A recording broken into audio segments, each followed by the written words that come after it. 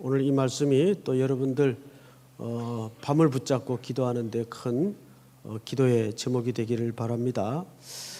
여러분 혹시 개인적으로든 뭐 또 공적으로든 사적으로든 이게 거절당한 경험들이 누구나 다 있을 거예요. 그것이 뭐 프로포즈에 대한 거절이든 또 어떤 요구에 대한 거절이든 이 거절당한 경험 참 쓰라리죠.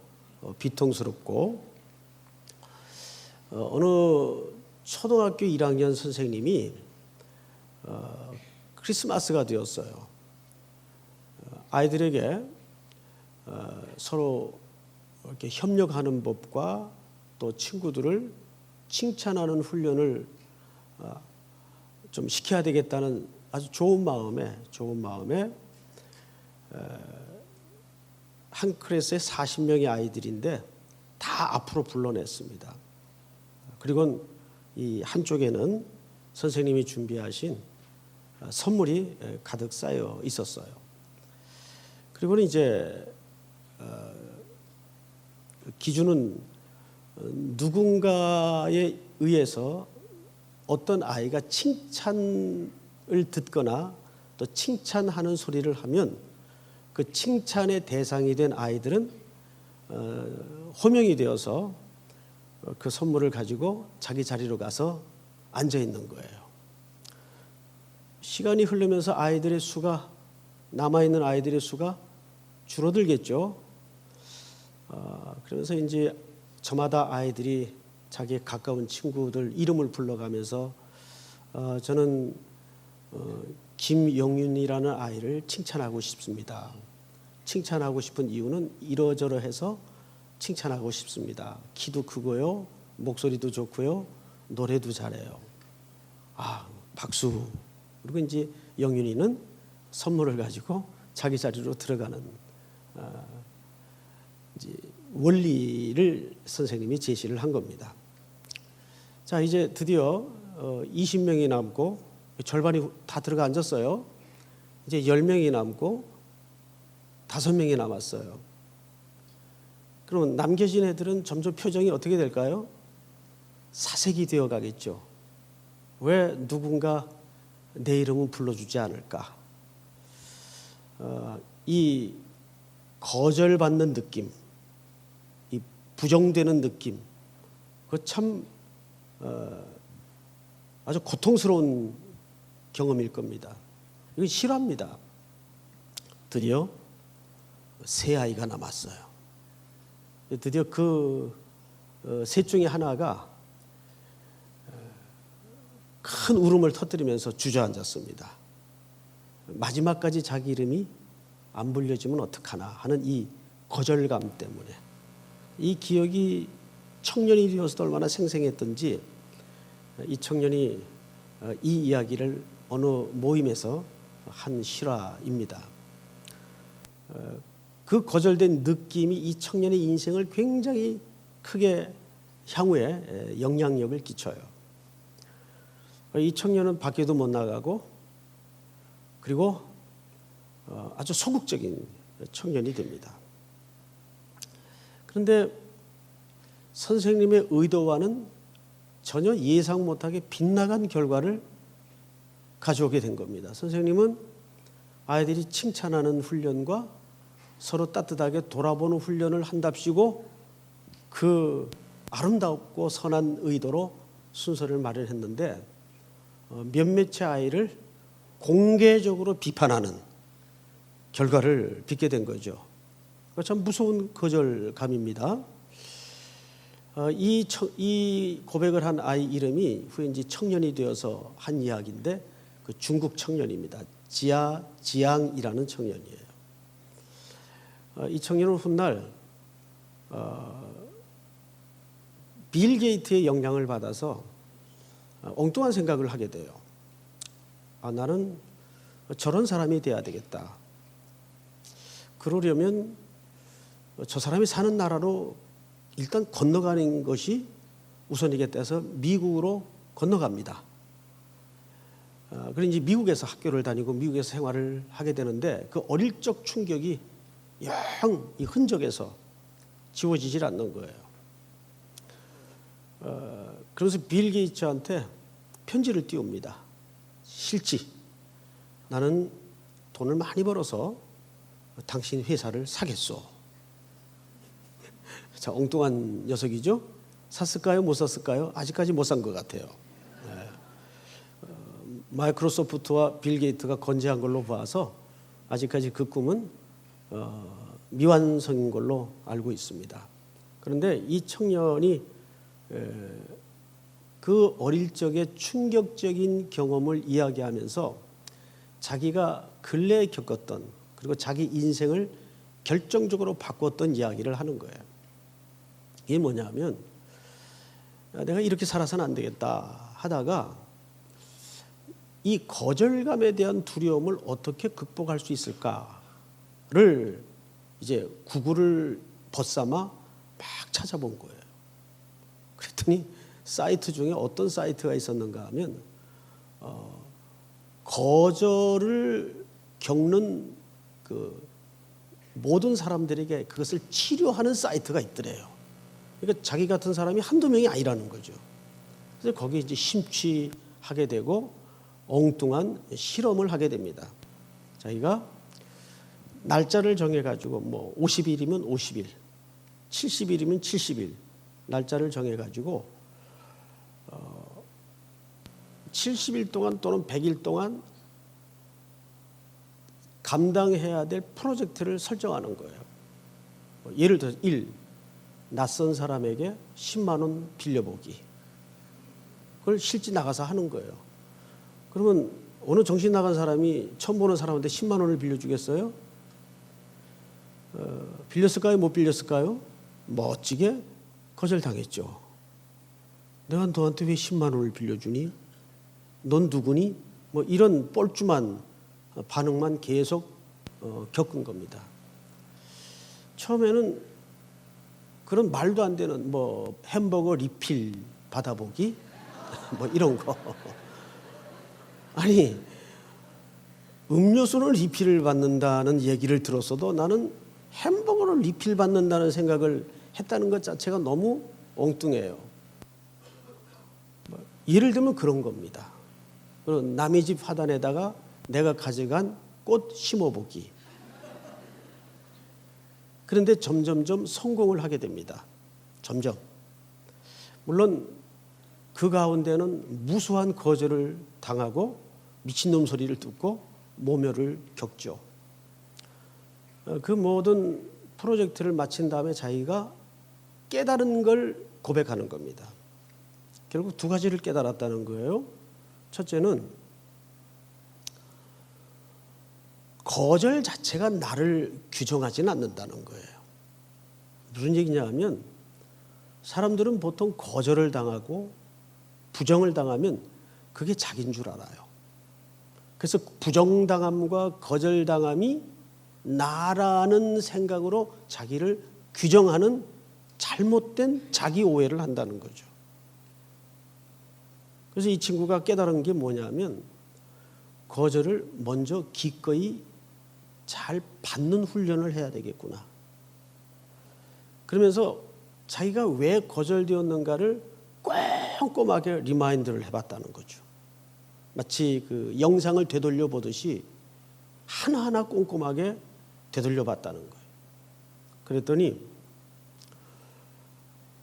정작 그 사람들이 의아스럽게 생각은 하고 생뚱맞은 표정은 지었지만 이 친구가 왜 이런 질문을 할까? 왜 이런 엉뚱한 말도 안 되는 부탁을 할까?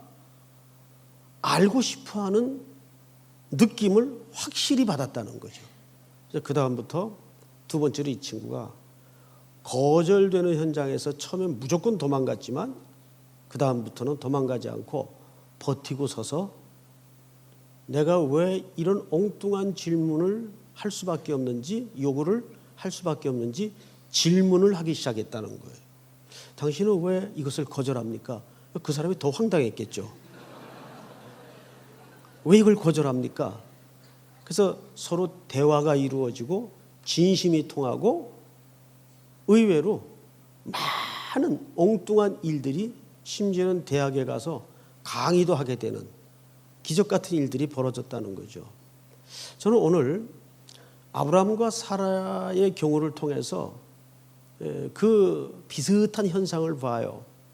자, 가나안 땅에 들어온 지 10년이 됐어요. 15장에서 지난주 하나님께서 뭘 약속했죠? 내가 자손을 약속했어요. 네 몸에서 날 씨라야 네 자손이 될 것이다.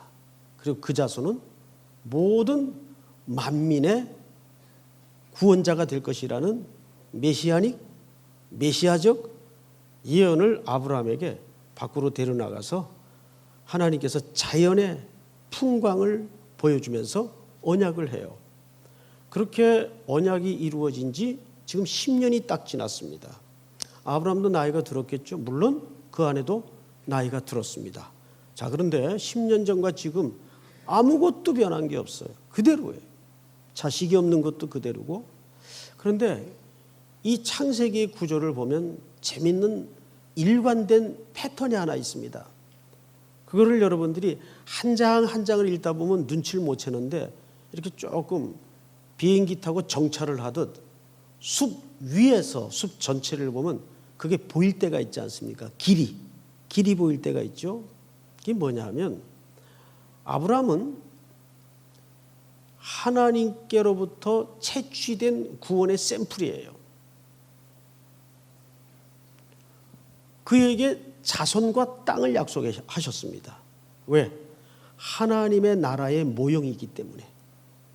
그런데 우여곡절 끝에 아브라함을 그 약속하신 가나안 땅에다가 밀어넣는데 아브라함이 바로 어떡합니까? 그 땅을 떠나버려요. 미련도 없이 고민도 없이. 뭐 때문에 떠나죠? 기근 때문에 떠납니다. 전혀 고민 없이 누구와의 상의 한마디 없이 그 약속해서 들이밀어 넣어준 땅에서 서슴없이 떠나버려요. 하나님의 언약에 당장 차질이 오는 것처럼 보였어요. 근데 하나님이 자신을 걸고 한 언약을 중단하시던가요? 엉뚱한 애굽의 왕을 혼내켜서 아브라함을 다시 가나안 땅으로 돌이킵니다. 자, 그런데 15장에서는 뭘 약속하죠? 자손을 약속해요. 근데 16장에서는 그 자손에 대한 약속이 지금 어그러지게 생겼어요. 더딘 하나님의 약속 때문에. 여기에서 아브라함과 아브라함의 아내는 뭘 느꼈을까요? 그 하나님의 약속에 대한 거절감을 느낀 거예요. 아, 이 언약은 안 되는구나. 말하자면 거부감을 느끼고 거절감을 느낀 거예요. 하나님한테 리젝트 됐다고 생각을 한 거예요. 자, 이때 사례의 태도를 잘 보세요. 스스로 자기는 더 이상 자기 몸에서는 하나님의 약속이 생산될 수 없다는 것을 뭐 해버리죠? 규정해버려요. 그렇죠? 그 거절 자체를 자기 자신으로 규정을 해버려요. 이런 비슷한 현상이 뜻밖에도 우리 신앙인들의 의식 구조 속에 굉장히 많습니다. 조그만 하나님의 약속이 더디게 이루어지면 그걸 뭘로 받아들입니까? 거절감으로 받아들여요. 그래서 그 거절된 상황을 자기 존재에다가 대입을 시켜버립니다. 아까 중국 청년의 예를 들었지만 자기가 처음에 그 함정에 빠져 있었다는 거예요. 세상이 자기를 거절하고 소외시키면 그게 자기인 줄 알았대요.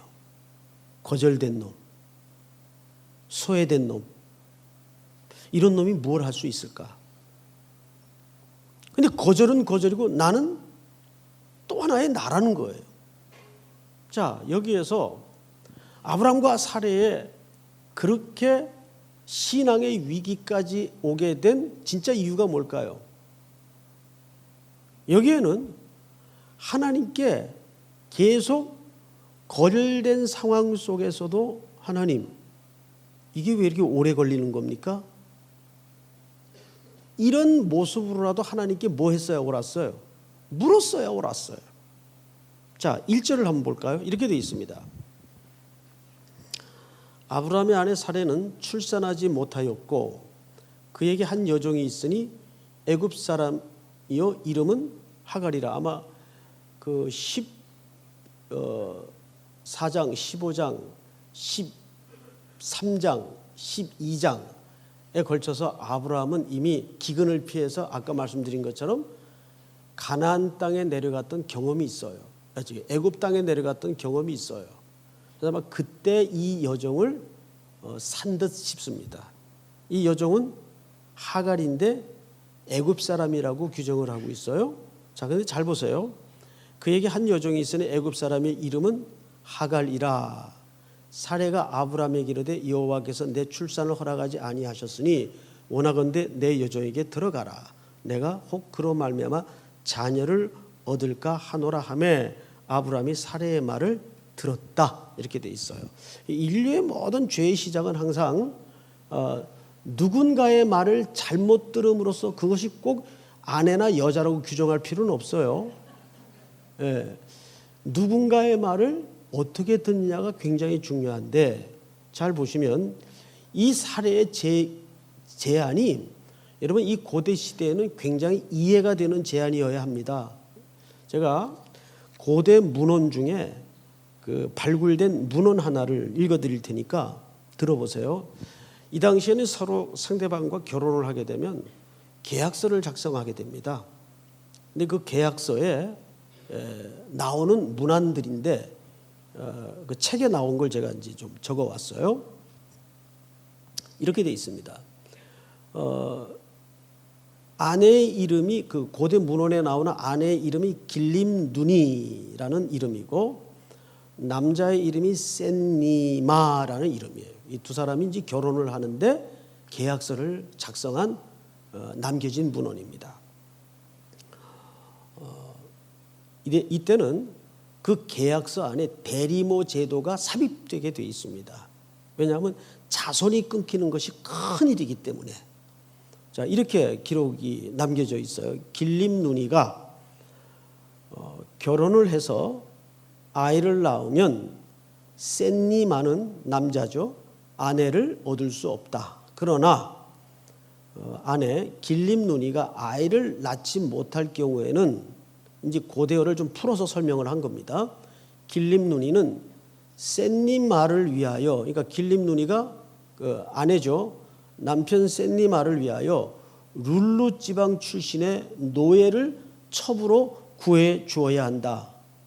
이 경우 길리누니가 후손에 대한 권리를 갖는다. 이렇게 되어 있습니다. 그러니까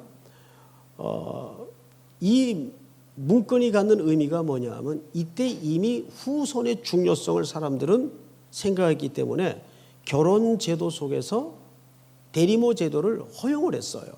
이게 고대 비틀려진 타락 이후에 인류의 사회 속에 들어온 하나의 병적인 제도들이죠. 이거를 정당화해서 이걸 읽어드리는 게 아니에요. 이런 제도가 있었다. 그러니까 이 창세기 16장에 나오는 이 사례의 제안이 전혀 이 당시에는 이상한 제안이 아니라는 얘기예요. 자, 그런데 문제는 이 제안을 남자가 했습니까? 여자가 했습니까? 여자가 했어요. 그런데 자기가 한 제안 때문에 자기에게 가시가 되고 가슴앓이가 될 줄을 누가 알았어요? 덜커덕 그 하갈이 아이를 갖게 됩니다. 이때부터 하갈이 사례를 성경의 원문을 직역해서 그대로 표현하자면 가볍게 여기고 무시하기 시작해요. 먼지처럼 여겨서 털어버리고 조롱하듯 이렇게 본처인 사례를 대우합니다. 그러니까 집안에 아무리 고대 사회일지라도 사람 사는 사회와 똑같을 텐데 갈등이 있었겠어요? 없었겠어요? 당연히 있죠. 그래서 분쟁이 일어납니다. 그런데 이 두 여인의 싸움은 굉장히 중요한 영적인 갈등 구조로 신약의 갈라디아서 저자인 바울이 이렇게 풍자적으로 번역을 하죠. 이렇게 해석을 하죠. 우리 갈라디아서 4장을 한번 띄워주실까요? 교독을 좀 하겠습니다. 기록된 바 아브라함에게 두 아들이 있으니 하나는 여종에게서 하나는 자유 있는 여자에게서 낳다 하였으며. 시작.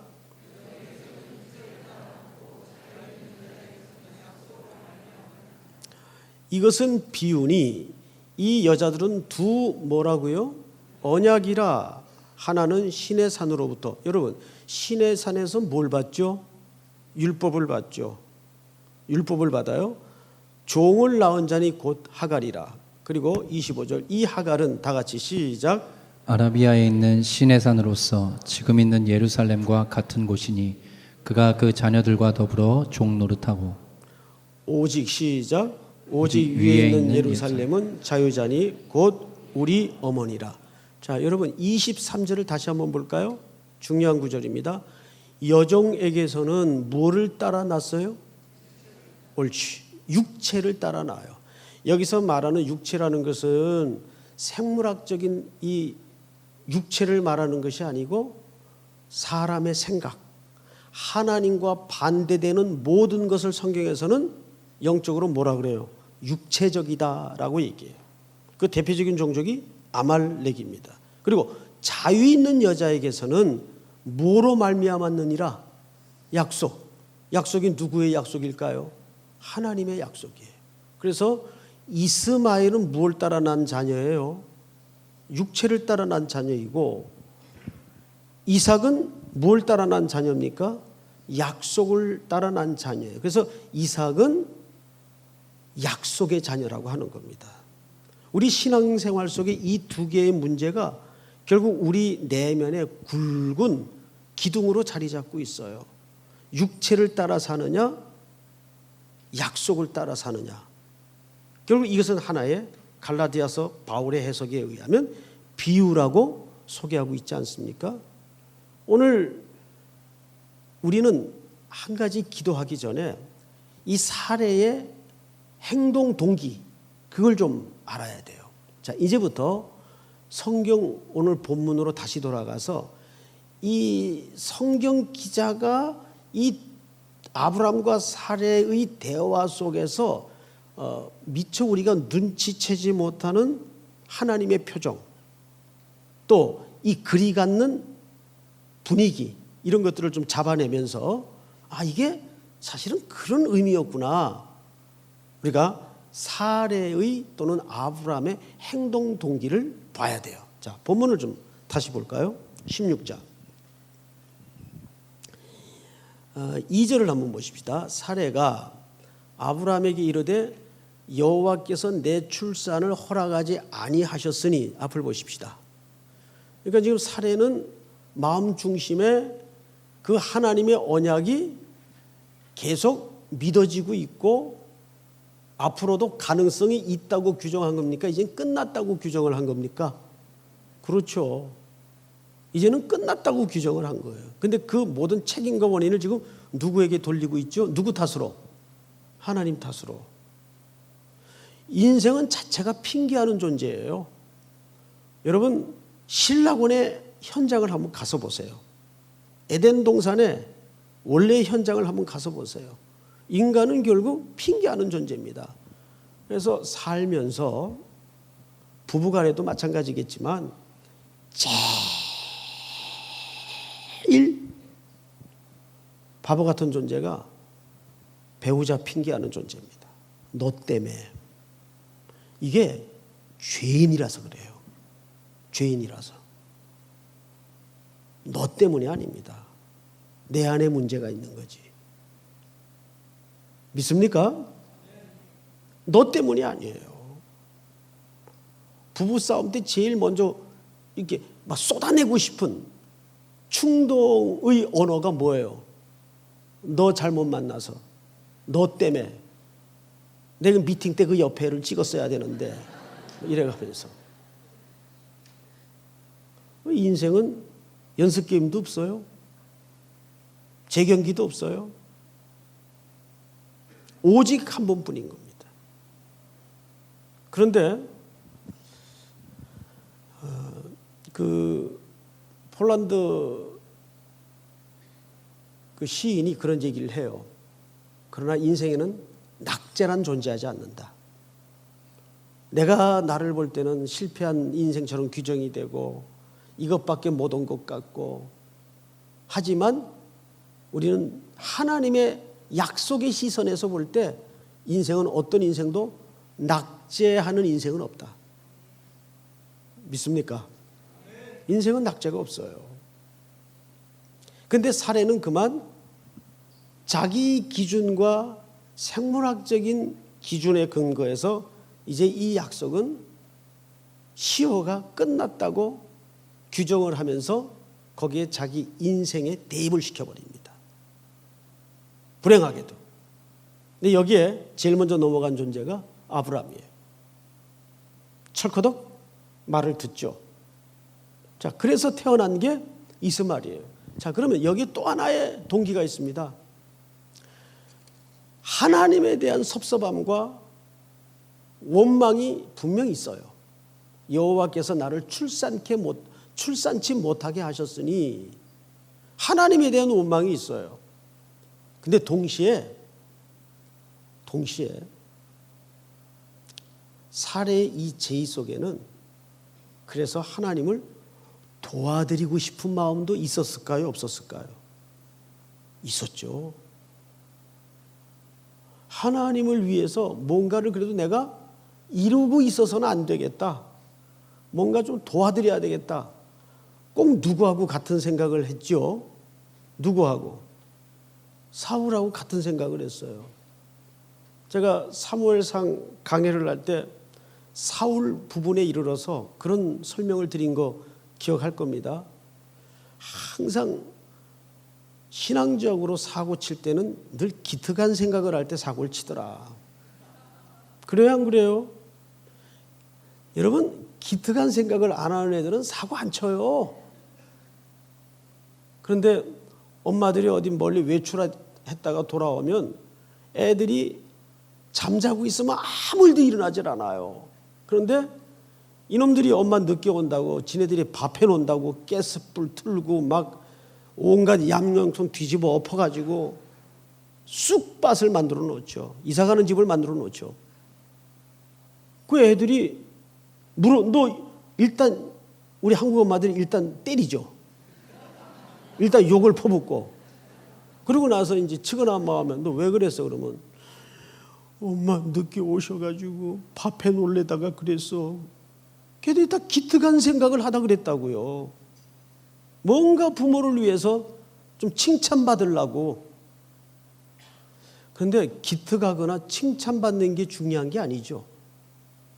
우리 신앙인에게 더 근본적으로 중요한 것은 그분의 성실하심과 그분의 전능하심과 그분의 사랑을 믿고 그분의 약속을 기다리는 거예요. 칼빈이 그랬죠. 신앙의 가장 정점은 기다림, 세 글자예요. 이 칼빈이 한 얘기입니다. 칼빈이 했다 그래야 고개를 또 끄덕이시지, 제가 그냥 했다 그러면 그 말 나도 하겠다. 그럴 수 있으니까. 칼빈이 얼마나 위대한 학자입니까? 26세 기독교 강요를 쓴 아주 심오하고도 깊은 학자 아니에요? 그가 그의 모든 설교 말미에 인생 끝에 내놓은 결론이 신학과 거기에 기초한 신앙은 결국 기다림의 싸움이다. 기다리세요. 믿습니까? 하나님의 약속을 기다리는 거예요. 자, 그리고 이 자녀는 이제 이스마엘이라는 자녀가 생산이 됩니다. 이때 나이가 몇 살인가 볼까요? 15절을 한번 보십시다. 하갈이 아브라함의 아들을 낳음에 아브라함이 하갈이 낳은 그 아들을 이름하여 이스마엘이라 하였더라. 하갈이 아브라함에게 이스마엘을 낳았을 때 아브라함이 몇 세입니까? 네, 86세예요. 86세. 그리고 13년간 시간이 정지됩니다. 세월이 툭 끊어지죠. 전혀 하나님이 아브라함에게 어떤 사인도 음성으로도 임재하지 않으세요. 그리고 길고 먼 끝에 13년 만에 하나님이 아브라함에게 첫 입을 떼는데 그 첫 마디가 뭔지 아세요? 나는 전능한 하나님이라. 17장 1절을 보세요. 아브라함이 99세 때에, 그러니까 몇 년 만에 임재하신 거예요? 그렇죠. 여호와께서 아브라함에게 나타나서 그에게 이르시되 나는 전능한 하나님이라. 너는 내 앞에서 행하여 뭐하라. 자, 이 말이 갖는 하나님의 얼굴 표정은 어떤 표정일까요? 어떤 표정일까요?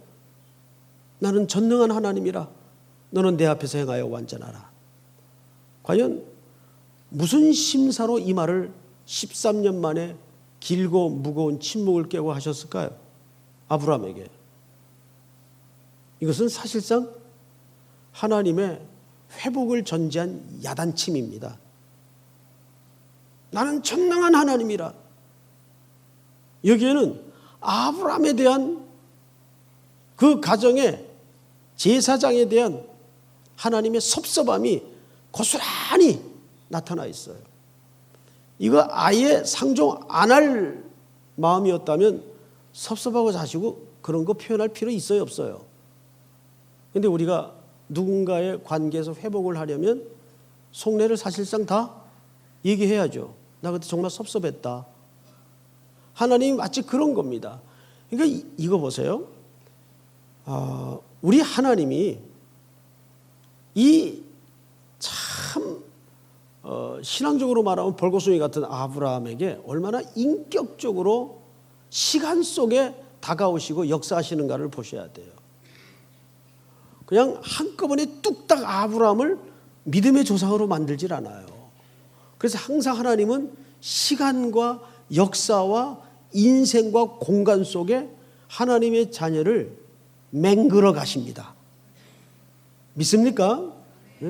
그러니까 나는 전능한 하나님이라는 이 하나님의 얼굴 표정은 너 왜 내 약속을 기다리지 않았느냐 라는 사실상 질책이에요. 근데 그 질책이 심판으로 가는 질책은 한 번도 없더라 그 말이죠. 적어도 하나님의 택한 백성에게는 야단을 치고 징계하는 법은 있어요. 그러나 그것을 심판으로 끌고 간 적은 한 번도 없어요. 너는 내 앞에서 행하여 완전하라. 이것이 아브라함의 실수를 그 앞에서 다 사실상 받아들이시고 드러내시는 겁니다. 잘못은 누가 했어요? 아내가 했나요? 아니에요. 남자의 역할은 뭐라 그랬죠? 항상 책임지는 자리예요. 그거 안 하려면 결혼하지 마세요. 제가 간절히 부탁합니다. 책임지지 않으려면 결혼하지 마세요. 남자의 자리는 하나님이 보직을 넌 책임지는 자리다. 그래서 아담을 대표자로 세우신 거예요. 그래서 아담 안에서 우리가 같이 넘어진 거예요. 아담이 대신 넘어진 게 아니에요. 아담이 넘어질 때 그 안에 우리가 같이 죄짓고 같이 넘어진 거예요. 그래서 그 동일한 대표성의 원리로 그리스도 안에 우리를 묶어서 다시 살리는 거예요. 그 죽음과 부활의 방법이 아니고는 우리가 개선이 돼서 가능한 존재가 아니었기 때문입니다. 기독교는 인간을 고치는 종교가 아니에요. 인간의 생명을 새롭게 만드는 종교입니다. 믿습니까? 그렇게 아브라함을 하나님께서 시간과 공간과 인생과 역사 속에 빚어가시는 거예요. 불순종 덩어리들을 계속 보여주시고 느끼게 하시고 만지게 하시고 확인시키셔서 이 자리까지 오시는 거예요. 사랑하는 성도 여러분, 지난주 그 아브라함을 밖으로 데리고 나가서 그 수많은 별들을 보여주면서 언약을 했어요. 무엇으로 그것이 이루어질 줄을 알겠습니까? 라고 되묻자 하나님이 뭐까지 선보이셨죠? 사인까지 해주셨잖아요. 3년 된 모든 짐승들을 잡아서 반을 쪼개어 갈라놓고 그 사이로 뭘 지나가게 했습니까? 횃불을 지나가게 합니다. 완전한 분리. 자신의 존재와 영광을 걸고 아브라함과 일방적으로 하시는 언약이에요. 자, 근데 이 언약이 지금 깨진 거예요. 실질적으로 깨졌어요. 이제 언약을 어긴 사람은 죽어야 돼요. 그럼 누가 죽어야 됩니까? 누가 죽어야 돼요? 아브라함이 죽어야 돼요. 그래서 그 아브라함을 대신해서 이삭의 몸을 통해 오시는 그리스도가 2000년 전 갈보리 제단에 제물로 죽으시는 거예요. 그러니까 성경은 전체가 십자가 얘기 빼고는 성립이 안 되는 스토리입니다. 이 성경의 히스토리는 His 스토리예요. 그분의 이야기예요. 전체가. 믿습니까? 오늘 우리에게 두 가지 기도 제목을 한번 곰곰이 생각해 봤으면 좋겠어요. 첫째는 우리는 인생을 살다가 수없이 거절당하고 수없이 고립되고 내 소원과 꿈대로 이루어지지 않을 때가 있어요. 그런데 하나님은 이 쫓겨난 하갈에게도 찾아오셔서 샘물 곁에서 그의 안위를 돌보시는 자애롭고 따뜻하신 하나님이에요. 오늘 그 사랑의 아버지께서 오늘 이 밤에 여러분들이 깊은 서름과 깊은 눈물까지 찾아오실 겁니다. 예, 너 그 거절됐다고 생각하니? 아니야. 이 기다림 속에 내 관심은 오직 너밖에 없다. 넌 이게 될까 안 될까 거기에만 계속 관심을 갖지?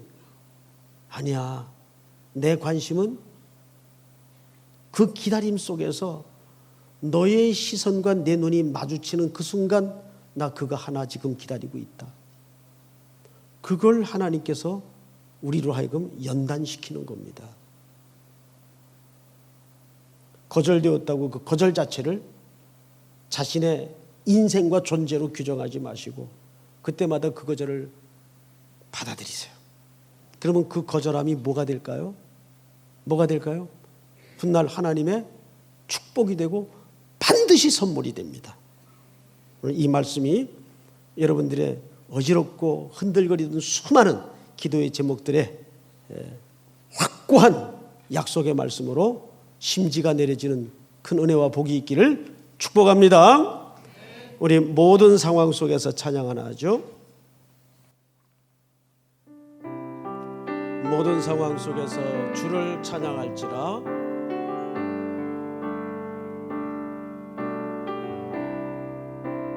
상황 속에서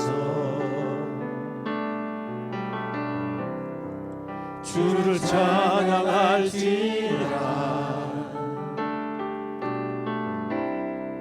주는 너의 큰 사랑을 큰 도움이시라. 주의 얼굴 구할 때 주의 얼굴 구할 때 주의 영을 구사 크신 사랑 안에서 주를 보게 하소서. 주를 보게 하소서.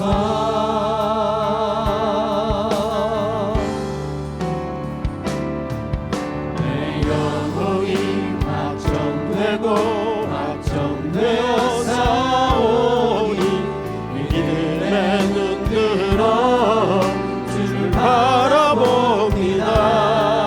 내 영혼이 확정되고 확정되어 사오니 믿음의 눈 들어 주를 바라보. 내 영혼이 확정되고 확정되어 사오니 믿음의 눈 들어 주를 바라봅니다. 내 영혼이 확정되고 확정되어 사오니 믿음의 믿음의 눈 들어 주를 바라보. 우리 다시 한번 내 영혼이 확정되고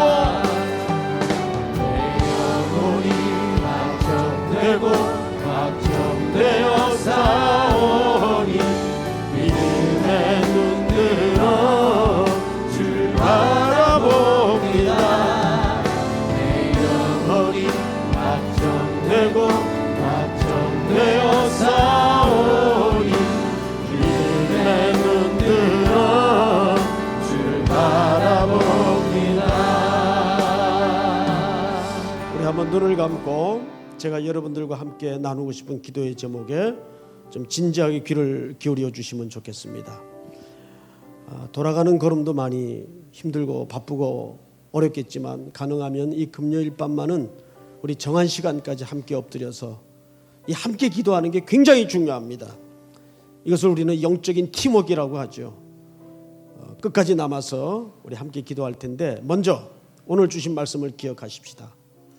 사례는 하나님의 자손에 대한 약속을 시간이라는 물리적인 개념 안에서 규정을 해버렸습니다. 이건 안 된다. 자기 생각이에요. 그리고 자기는 거절당한 존재로 낙인을 찍어버렸습니다. 얼마나 불행한 일입니까? 여러분, 예레미야가 말했던 것처럼 그 칠흑 같은 고난의 역사 속에서도 여호와의 인자와 자비하심이 아침마다 새롭다 그랬습니다. 여호와의 성실하심이 무궁하다 그랬습니다. 오늘 그 약속을 믿습니까? 어떤 긴 기다림이 여러분들을 뒤흔들고 있습니까?